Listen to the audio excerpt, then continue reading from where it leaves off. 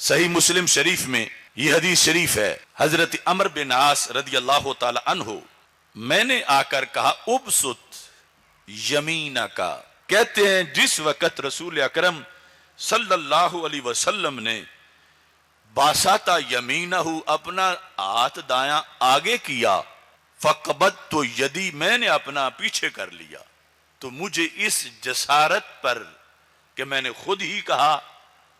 اور ادھر سے اتنا کرم ہوا کہ انہوں نے میرے کہنے پر ہاتھ آگے کیا اور میں نے پیچھے کر لیا، مالا کا یا عمر، عمر تجھے کیا ہوا ہے؟ خود تو نے کہا کہ ہاتھ آگے کرو، میں کلمہ پڑھنا چاہتا ہوں، میں نے آگے کیا، تم نے پیچھے کر لیا، وجہ کیا ہے؟ تو کہتے ہیں میں نے کہا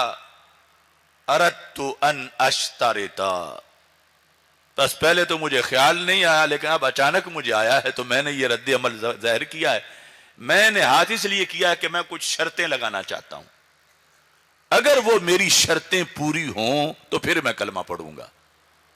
اگر شرطیں میری پوری نہ ہوں تو پھر میں کلمہ نہیں پڑھوں گا۔ کہ تشترط بماذا، بتاؤ کیا شرط تم لگانا چاہتے ہو؟ کلمہ پڑھنے سے پہلے، میری غلامی کا پٹا گلے میں ڈالنے سے پہلے بتاؤ شرط کیا لگانا چاہتے ہو، میں وہ پوری کرتا ہوں۔ تو حضرت عمر بن عاص وفات کے وقت یہ بتا رہے تھے کہ میں نے یہ کہا ان یغفر لی، شرط یہ ہے کہ کلمہ پڑھوں تو دل کا ہر داغ مٹ جائے، جتنا میں نے کفر کیا، جتنا میں نے شرک کیا، جتنے میں نے بدعملی کی، گناہ کیے جاہلیت کے زمانے میں، وہ سارے ختم ہو جائیں تو پھر میں کلمہ پڑھتا ہوں، ورنہ میں کلمہ نہیں پڑھتا۔ یہ شرط بھی ظاہر کر دی۔ اب دھیان سے سننا کہ ہم اہل اسلام کے سینے میں جو اسلام اور ایمان ہے یہ کتنی بڑی دولت ہے۔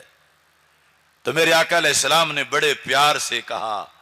فرما اما علمت ان الاسلام یہدم ما کان قبلہ،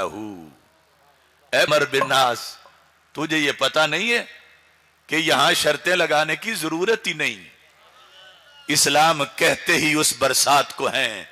برستی ہے تو سارے داغ دھو دیتی ہے۔ تم شرط نہ بھی لگاؤ تو پھر بھی ہر کفر مٹے گا، ہر شرک مٹے گا، ہر بدعملی مٹے گی، ہر گناہ کبیرہ ہو یا صغیرہ ہو دھل جائے گا، تمہارا دل یوں چمکے گا جیسے آج تمہیں تمہاری ماں نے جنم دیا ہے۔ لہذا اسلام، اس کے لیے یہ شرطیں لگانے کی ضرورت نہیں، اس کے بغیر بھی بس تم مجھے نبی مانو، اللہ کو خدا مانو، اپنا الہ مانو، میرے کلمے کی برکت ایسی ہے، اسلام نور ایسا ہے کہ یہ ظلمت نہیں رہنے دیتا، یہ اس دل کے جسے آپریشن تھیٹر میں بھی چیر کے سینے کو دھو نہیں سکتے، یہ زبان پر اقرار اور دل کی تصدیق، یہ ایسی چیز ہے کہ سارے گناہ مٹا دیتی ہے۔ آج یہ سمجھا ہی نہیں جا رہا کہ اسلام ہے کیا اور اس کی قدر و قیمت کیا ہے۔ حضرت امیر حمزہ رضی اللہ تعالی عنہ ہمارے آقا علیہ السلام کے چچا جان ہیں اور پھر سید الشہداء بنے، اسد اللہ و اسد الرسول علیہ السلام لقب پایا، لیکن جب تک کلمہ نہیں پڑھا تھا، ابو جہل کے دوست تھے، تو اس وقت خاندان تو یہی تھا کہ سرکار دو عالم صلی اللہ علیہ وسلم کے چچا جان تھے،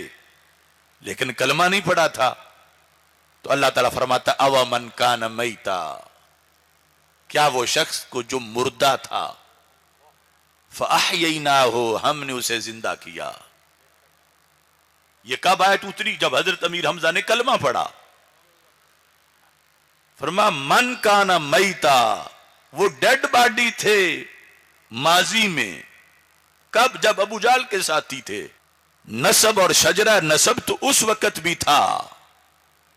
لیکن کلمہ نہیں تھا۔ تو قرآن نے کہا کیا وہ شخص جو کہ مردہ تھا، محبوب آپ کا کلمہ پڑھا اس نے، ہم نے اسے زندہ کر دیا۔ یعنی ابو جہل کے چیلے کہتے تھے کہ یہ جو حمزہ کو ترقیاں مل گئی ہیں، یہ وہی حمزہ ہے جو ہمارے سید الوادی کے ساتھ بیٹھتا تھا، اب اس کو عظمت کہاں سے مل گئی؟ تو اللہ نے پھر آیت نازل کی کہ عظمت کی وجہ یہ کلمہ ہے جو حمزہ نے پڑھا ہے اور ابو جہل نے نہیں پڑھا، تو ڈیفرنس کتنا ہے؟ وہ کہہ رہے تھے ایک جیسے ہیں، ایک جیسے ہیں، ایک جیسے ہیں، قریش کے ہیں۔ فرمایا اَوَ مَنْ كَانَ مَيْتًا فَأَحْيَيْنَاهُ، کیا وہ شخص جو کہ مردہ تھا بس ہم نے اس کو زندہ کیا، نمبر ایک۔ وَجَعَلْنَا لَهُ نُورًا، ہم نے اس کو نور بھی دیا، یمشی بِهِ فِی النَّاسِ، جس نور میں وہ لوگوں کے اندر چلتا پھرتا ہے۔ کمم مَثَلُهُ فِی الظُّلُمَاتِ لَیْسَ بِخَارِجٍ مِنْهَا، کیا یہ بندہ جو زندہ ہے، جو نور میں چلتا ہے، یہ اس کی طرح ہو سکتا ہے جو ابھی بھی لاش ہے، مردہ ہے اور اندھیرے میں ہے؟ فرمایا قرآن نے ایسا نہیں ہو سکتا، لہذا ابو جہل کو اور حمزہ کو برابر نہ تولو، ابو جہل مردہ ہے اور حمزہ کو ہم نے زندہ کر دیا ہے۔ یہ ہے اسلام کہ جس کی بنیاد پہ زندگی ملتی ہے، جس کی بنیاد پہ نور ملتا ہے، جس کی وجہ سے دل دھل جاتا ہے۔ اور یہ قانون آج بھی ہے، قیامت تک بھی ہے۔ مثلا آج تمہارے ہاتھ پر، میرے ہاتھ پر کوئی ہندو، کوئی سکھ، کوئی کرسچن کلمہ پڑھے صدقے دل سے تو سب کچھ پہلا دھل جائے گا، لیکن جو سرکار کے ہاتھ پہ پڑے وہ تو ساتھ صحابی بھی بنے گا۔ اور صحابیت وہ وصف ہے، منصب ہے کہ نبوت کے نیچے اس سے بڑا کوئی منصب نہیں ہے، کیونکہ صحابیت کو 4 شانیں ملتی ہیں۔ ایک ہے دیدار رسول صلی اللہ علیہ وسلم، دوسرا ہے معجزات کا مشاہدہ، تیسرا ہے وحی کا مشاہدہ، چوتھا ہے ملائک کا مشاہدہ۔ اس بنیاد پر صحابہ کا ایمان شہودی ہے، اور سرکار صلی اللہ علیہ وسلم کے وصال کے بعد پوری کائنات قیامت تک ان کا ایمان غیر شہودی ہے۔ تو شہودی ایمان کی دولت کی بنیاد پر صحابیت ایسا منصب ہے کہ سوائے نبوت کے اس سے اونچا اور کوئی منصب نہیں۔ تو یہ جو اسلام کی برکت حدیث سے اور قرآن سے میں نے آپ کے سامنے رکھی، اس کے پیش نظر جن لوگوں نے کلمہ پڑھ لیا سرکار دو عالم صلی اللہ علیہ وسلم کے ہاتھ پر، سرکار نے انہیں ریجیکٹ نہیں کیا، سرکار نے دامن رحمت میں لے لیا، خواہ ماضی میں انہوں نے کیا کچھ کیا ہو۔ اب یہ اسلام کا کمال ہے کہ یہ سارے داغ دھو دیتا ہے،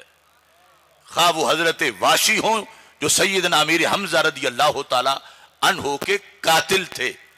خواہ وہ حضرت ابو سفیان ہوں جو سرکار کے مقابلے میں جنگ کرنے آئے تھے، خواہ وہ ہند ہوں جو حضرت امیر معاویہ رضی اللہ تعالی عنہ کی والدہ محترمہ ہیں۔ اب ان لوگوں نے جب کلمہ پڑھ لیا تو آج بھی جو ان کے ماضی کی تلاشی لیتا پھر رہا ہے، اس نے پھر عظمت اسلام کو سمجھا ہی نہیں۔ یا تو ریجیکٹ کرتے تو اللہ کے نبی کرتے، جب انہوں نے آغوش رحمت میں لے لیا تو آج جو کیڑے نکال رہے ہیں معاذ اللہ، جہاں اب کیڑا رہا کوئی نہیں کہ اسلام الاسلام یہدم ما کان قبلہ، پہلے والے سارے کھاتے، اسلام صاف کر دیتا ہے۔ اب چھیڑ کے وہ واقع بیٹھنا اور لوگوں کو صحابہ کے بارے میں شک ڈالنا اور ان کی عظمت پر حملے کرنا، یہ ایمان والوں کا طریقہ نہیں ہے۔ میرے آقا علیہ السلام فرما کے گئے، فرمایا اذا ذکر اصحابی فامسکوا، جب بات کرتے کرتے کسی بھی میرے صحابی کا نام آئے تو پھر سنبھال کے منہ بولو۔ امسکو کا مطلب ہے چپ کر جاؤ، آگے چپ کر جاؤ کا یہ مطلب نہیں فضیلت نہ بیان کرو، چپ کر جاؤ کا مطلب ہے کہ ان کی شان کے خلاف کچھ نہ بولو، کہ یہ بڑا حساس مقام ہے، زبانوں کو روک لو، آگے کہیں ان کے بارے میں نہ پوچھو، چونکہ وہ تمہارے نبی علیہ السلام کے صحابی ہیں، انہوں نے اسلام قبول کیا ہے اور اسلام نے ان کو زندگی دے دی ہے، اور پھر وہ بارش برسی ہے کہ جس کی وجہ سے وہ پہلے جو کچھ بھی تھا وہ صاف ہو گیا، یا تو وہ بارش برستی نہ، یا سرکار دامن رحمت میں لیتے نا، جب وہاں سے دستخط ہو گئے اب کون سی کچہری ہے جہاں ان کو کوئی کھڑا کرنا چاہتا ہے معاذ اللہ اور ان کی طرف عیوب کی نسبت کرنا چاہتا ہے۔